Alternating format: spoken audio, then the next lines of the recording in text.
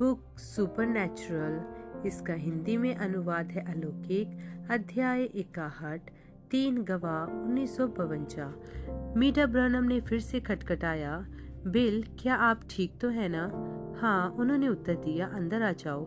मीटा ने अपने सोते हुए बच्चे को गोद में लिए हुए शयन कक्ष में प्रवेश किया। बिल, क्या कुछ हुआ है? कुछ घंटे पहले मुझे सारा के साथ जाग उठना पड़ा था, तो जबकि मैं उठी हुई थी मैंने सोचा कि देखूं आप कहाँ हैं। लेकिन जब मैं इस दरवाजे पर आई तो मुझे एक बहुत ही तीव्र अनुभूति हुई कि मुझे इसे खोलना नहीं चाहिए। मैं सोचने लगी कि कहीं कोई दर्शन तो नहीं चल रहा है। सो मैं बैठक में बैठ गई और इस समय तक सारा को गोद में झुलाती रही। बिल ने समय देखा। 6 बज गए थे। दर्शन ने उन्हें 3 घंटों से ज्यादा थाम के रखा हुआ था। हाँ प्रिय, एक दर्शन ही चल रहा था। प्रभु का दूत भोर के 3 बजे से ही यहाँ पर था। खुदा ने मुझे क्षमा कर दिया है और अब मैं इन परिजीवियों के ऊपर काबिज होकर उभर जाऊंगा। ओ बिल, वह खुशी से उत्तेजित होकर बोली, यह तो अद्भुत समाचार है। कुछ ही मिनटों के पश्चात उनकी उत्तेजना हल्की पड़कर एक सवाल में बदल गई। बिल, क्या आप न्यू एल्बनी वाले मानसिक रीति से बीमार उस स्त्री से आज मिल सकते हैं? उसने मुझसे बड़ी मिन्नतें की हैं कि अगली बार जब आप पर अभिषेक आए तो उसे बुला लूं। बिल्कुल प्रिय, उसे 10 बजे के आसपास तक यहाँ पहुँच जाने को बोल दो।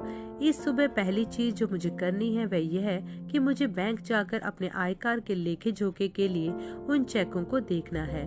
मैं डॉक्टर लूकस को भी फोन करूंगा कि देखूं वह मेरी एक और जांच कर सके तो। जबकि मीटा श्रीमती शेन को फोन करने गई, बिल बैठकर मनन करने लगे कि उस दर्शन का अर्थ क्या है। वचन का पहला लेख तो आसान था, क्योंकि वह दक्षिण अफ्रीका में उनके दुर्भाग्यपूर्ण अनुभव का समांतराल था। पौलुस ने उन नाविकों को बताया था कि उन्होंने यदि उसकी सुनकर सर्दी भर के लिए क्रेते में ही बने रहने को मान लिया होता तो उन्हें अपने जहाज से हाथ नहीं धोना पड़ता। जाहिर सी बात है कि पौलुस को भी उन लोगों के साथ परेशानी झेलनी पड़ी थी जिन्हें यह विश्वास नहीं था कि वह खुदा की अगुवाई में चलता है। पौलुस को भी नाविक मंडली के साथ उस गलती के कारण पीड़ित होना पड़ा था, लेकिन खुदा के अनुग्रह के द्वारा किसी प्राण की हानि नहीं हुई थी। बिल के लिए सबक स्पष्ट था। आगे को भी कभी भी न मनुष्य के विचारों के अनुसार ना चले, जबकि प्रभु उन्हें दूसरे रास्ते पर अगुवाई करके ले जा रहे हों। यह समझना कि यहोशू अध्याय 1 उन पर कैसे लागू होता है, उनके लिए ज्यादा चुनौती भरा था। जैसे मैं मूसा के साथ था वैसे ही मैं तेरे साथ भी होऊंगा। ना मैं तुझे धोखा दूंगा और ना तुझे छोड़ूंगा। निश्चय ही इस सेवकाई के लिए यह खुदा के संकल्प की घोषणा थी। लेकिन उनकी और यहोशू की सेवकाई में क्या खास संबंध था? क्या खुदा उन्हें एक कार्याधिकार सौंप रहे थे कि कलीसिया की अगुवाई करके एक आत्मिक वायदे की भूमि में ले जाएं? ठीक जिस तरह से यहोशू इजराइल की अगुवाई करके एक भौतिक वायदे की भूमि में ले गया था। ऐसा ही लग रहा था, क्योंकि जिस देश के देने की शपथ मैंने इन लोगों के पूर्वजों से खाई थी उसका अधिकारी तू इन्हें करेगा। ना सिर्फ यहोशू ने इजरायली संतानों की अगुवाई कनान पर कब्जा करने के लिए उनके युद्ध में की थी। लड़ाई के समाप्त होने के पश्चात यहोशू ने 12 लोगों के बीच उन्हें उनकी पृथ्वी पर की विरासत का दिशा निर्देशन प्रदान करके भूमि को बांटा भी था।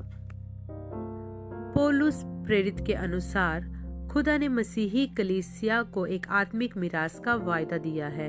अब हे भाइयों, मैं यह कहता हूँ कि मांस और लहू खुदा के राज्य के अधिकारी नहीं हो सकते और न नाशवान अविनाशी का अधिकारी हो सकता है। देखो, मैं तुमसे भेद की बात कहता हूँ कि हम सब तो नहीं सोएंगे, परंतु हम सब बदल जाएंगे और यह क्षण भर में अंतिम तुरही के फूके जाने पर पलक झपकते ही होगा।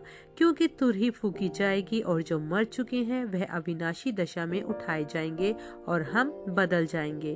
क्योंकि अवश्य है कि यह नाशवान देह अविनाशी को पहन ले और यह मरणहार देह अमरता को पहन ले। 1 कुरिन्थियों 15:50 से 53। बिल यह सोचकर अचरज करने लगे कि क्या उन्हें अन्य जाति कलीसिया की अगुवाई करके उसकी आत्मिक मिरास में ले जाने के लिए बुलाया जा रहा है। दर्शन का जो भी और अर्थ रहा हो, यह बात जाहिर थी कि आगे को कई लड़ाइयां रखी थी और खुदा उन्हें प्रोत्साहित कर रहे थे कि हियाव के साथ आगे बढ़े। क्या मैंने तुझे आज्ञा नहीं दी है? हियाव बांधकर दृढ़ हो जा, भय न खा और तेरा मन कच्चा न हो, क्योंकि जहाँ जहाँ तू जाएगा वहाँ वहाँ तेरा खुदा तेरे संग रहेगा।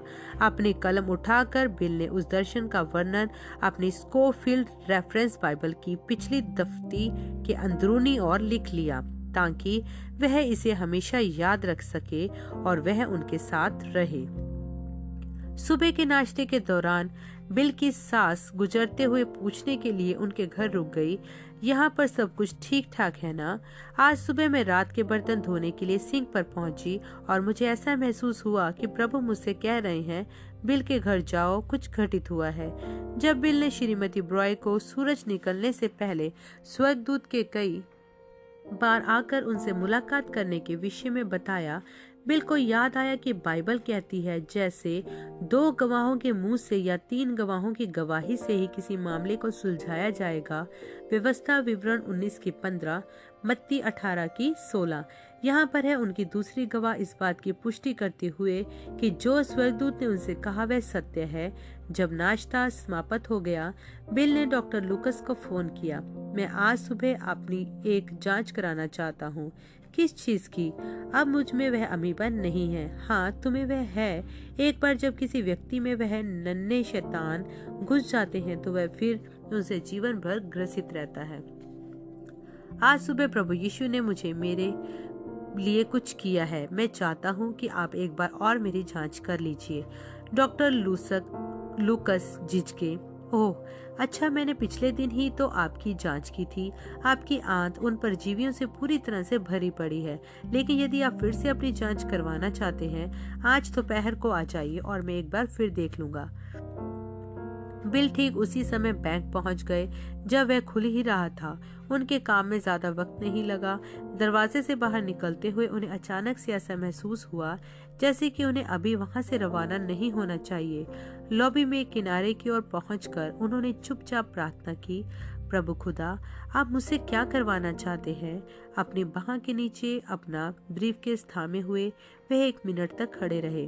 फिर एक आवाज उनके सिर के अंदर गूंजी, बॉब डेनिसन की ओर देखो। बॉब डेनिसन बैंक के गणकों में से एक था।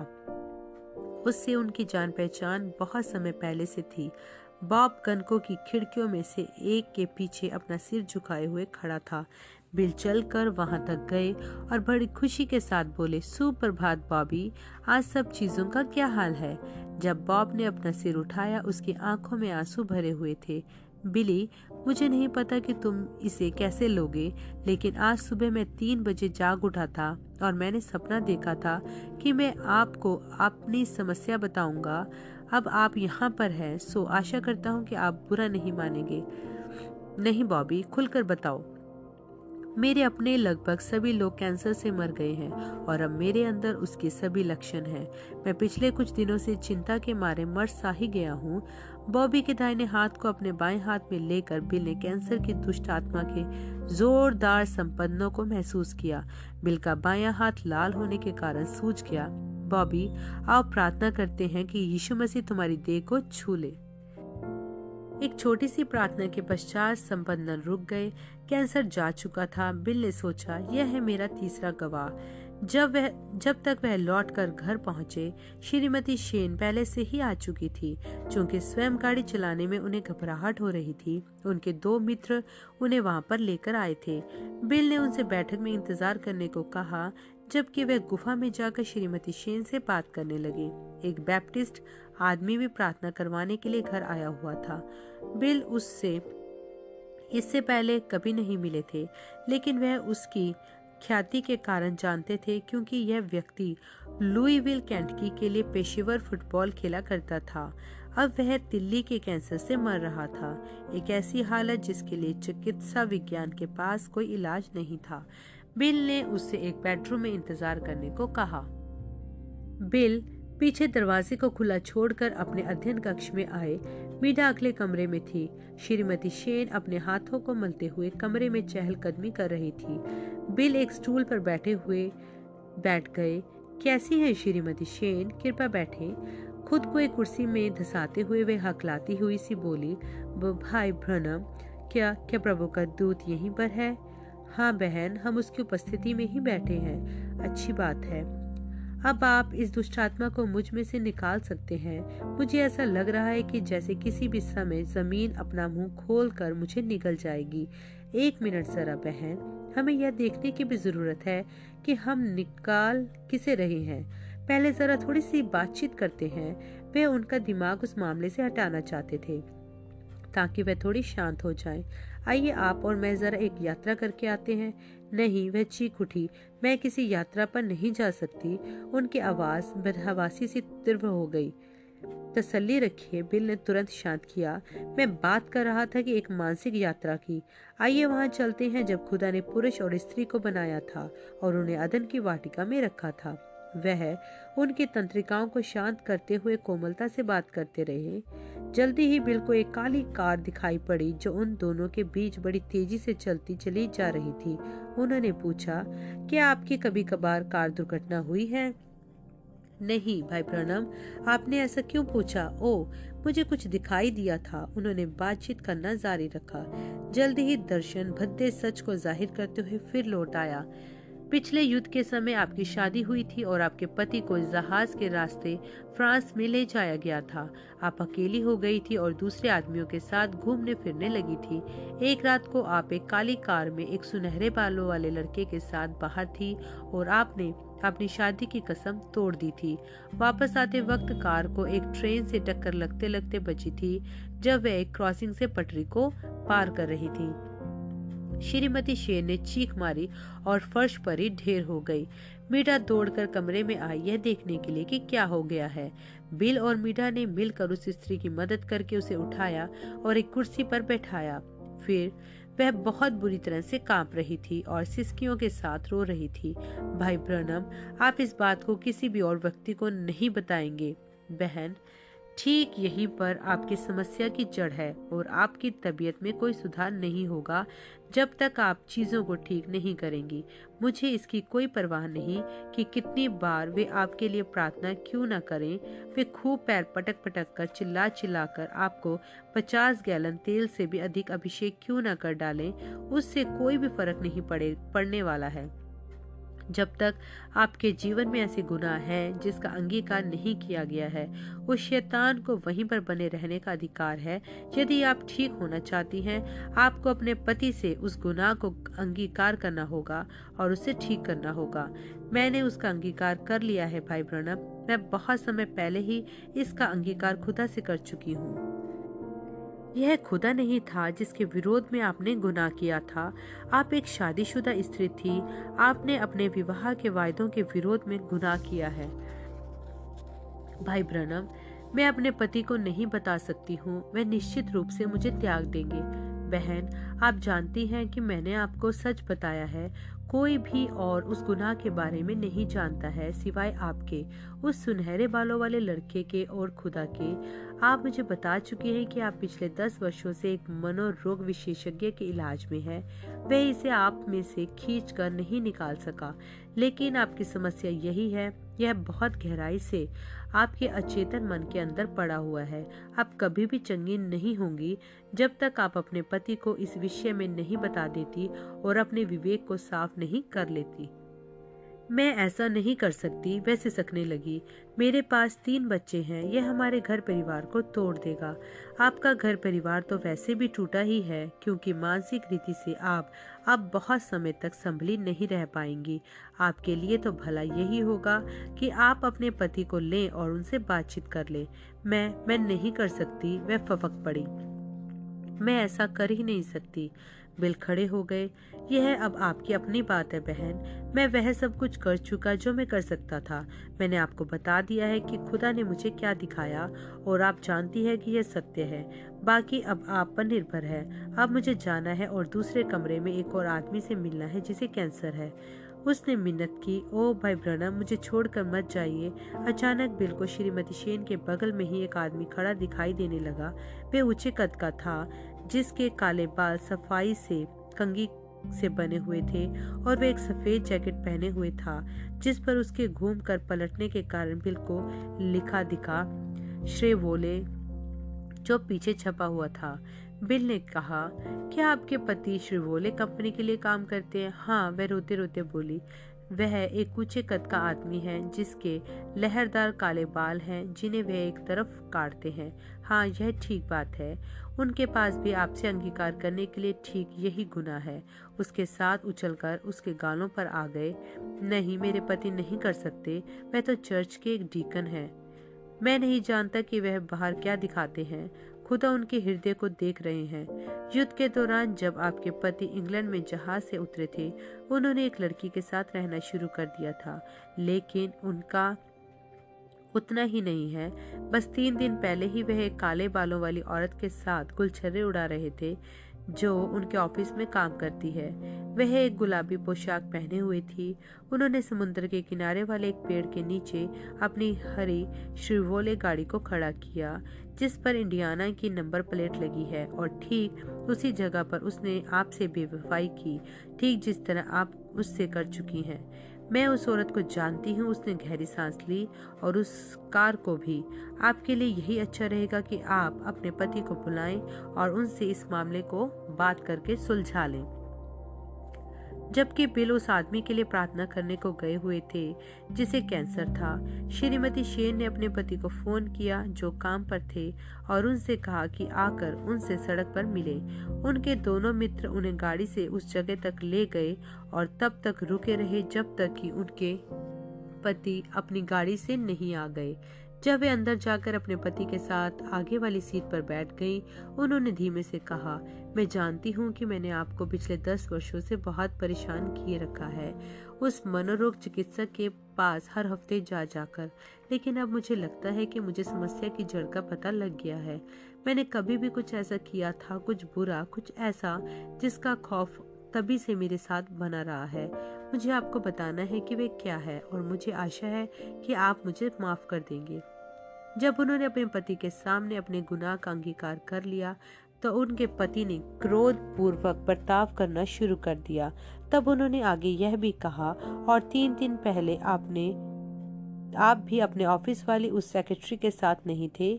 क्या आप दोनों ने उस हरी श्रीवेले को उस बीच वृक्ष के नीचे पार्क करके ठीक वही काम नहीं किया था जो मुझसे हुआ था? उसने उसे चौकसी भरी निगाहों से देखते हुए कहा, तुम्हारी बात किससे हुई है? मैं तो बस भाई ब्रनम से मिलने गई थी, उन्होंने मुझे बताया है। इस प्रकाशन के मारे तो उसका सारा ढोंग ऐसे निकल गया जैसे पंचर हो चुके टायर से हवा निकल गई हो। प्रिय, यह सच है। यदि तुम मुझे माफ कर दो तो मैं भी तुम्हें माफ कर दूंगा। मैं चर्च जाकर डीकन के पद से इस्तीफा दे दूंगा और तुम्हें संडे स्कूल की शिक्षिका के पद से इस्तीफा दे दो। आओ खुदा के साथ सही हो जाएं और अपने बच्चों को ठीक तरह से बड़ा करें। भाई ब्रनम के घर तक वापस गाड़ी से आकर वह एक दूसरे को अपनी बाह में लिए हुए दरवाजे तक चलते हुए पहुंचे। बिल उसी समय उस कैंसर के मरीज के लिए प्रार्थना समाप्त किए थे। उस आदमी को भी उसका चमत्कार मिल गया था। बिल ने शेन दंपति से कहा, मैं खुश हूँ यह देखकर कि आप दोनों ने इस मामले को आपस में सुलझा लिया है। अब हम यीशु के नाम में पुकार कर उस शैतान को निकाल सकते हैं। कुछ ही मिनटों के बाद श्रीमती सेन एक नई महिला बन चुकी थी। बाद में उस दोपहर को बिल क्लिनिक पहुंचे। जितना व्यस्त डॉक्टर लूकस हो सकते थे उतना थे। फिर भी उन्होंने बिल को किसी तरह से अपने कार्यक्रम में शामिल कर लिया। अब आप आज सुबह फोन पर क्या कह रहे थे? अब वह अमीबा मेरे अंदर नहीं है। रेवरेंड ब्रनम, आप संभवतः लक्षणों से एक अस्थायी राहत महसूस कर रहे हैं। ऐसा भी कभी कभी होता है। चिकित्सा विज्ञान के अनुसार हम इसे कहते हैं एक छूट। नहीं डॉग, यह अस्थायी नहीं है, यह स्थायी है। मैं संपूर्णतः चंगा हो चुका हूँ। क्या आप मेरे लिए एक मल का नमूना लाए हैं? डॉक्टर लूकस इस नमूने को लेकर क्लिनिक की प्रयोगशाला में ले गए।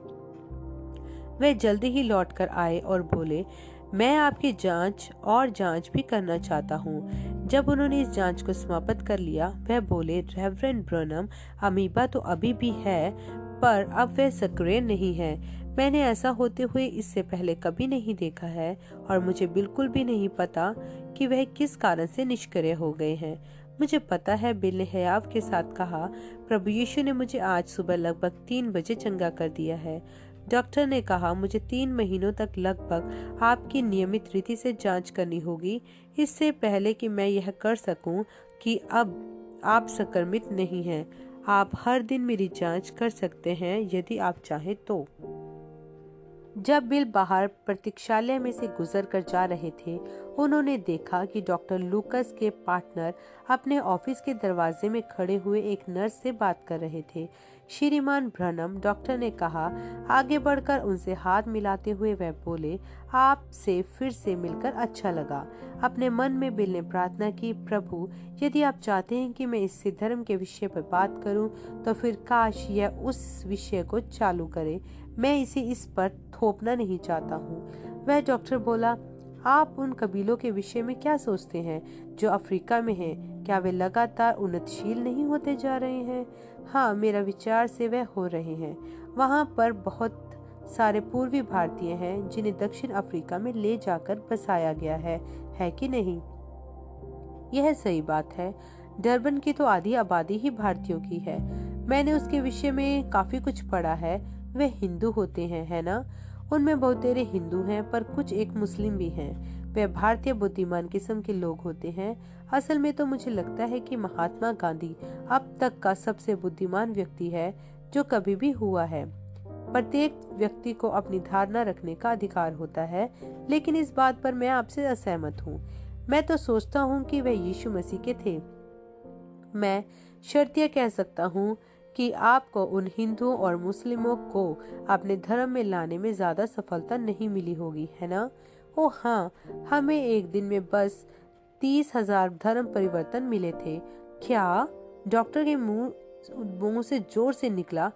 अपनी सिगरेट को फर्श पर फेंकते हुए बोला, 30,000 परिवर्तन एक दिन में? यदि आप इस पर सवाल उठाते हैं तो आप सिडनी के स्मिथ को फोन कर सकते हैं, जो कि डरबन के मेयर हैं, और उनसे पूछ सकते हैं। आपको पता चलेगा कि शायद हमने कम ही आंका है।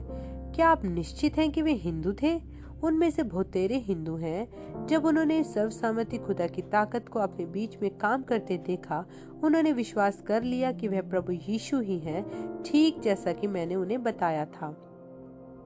मैंने सैकड़ों हिंदू स्त्रियों को अपने माथे पर से वह लाल बिंदु पहुंचते हुए देखा था जब उन्होंने मसीह को ग्रहण किया। प्रतीक्षालय में हर एक इस बातचीत को ही सुनता प्रतीत हो रहा था। डॉक्टर ने गिराई हुई सुलगती सिगरेट पर अपना जूता रगड़ा, फिर उसने बिल की पीठ थपथपाई और कहा, भाई, आप तो जरूर कोई अति प्रतिभाशाली व्यक्ति हो। नहीं श्रीमान, मैं तो 7वीं कक्षा तक ही पढ़ा हूँ। मेरे प्रभु यीशु ही अति बुद्धिमान है। ओ, मुझे नहीं पता, डॉक्टर बोला। अब तो यह मेरे लिए कुछ ज्यादा ही अतिशयोक्ति वाली बात होती जा रही है।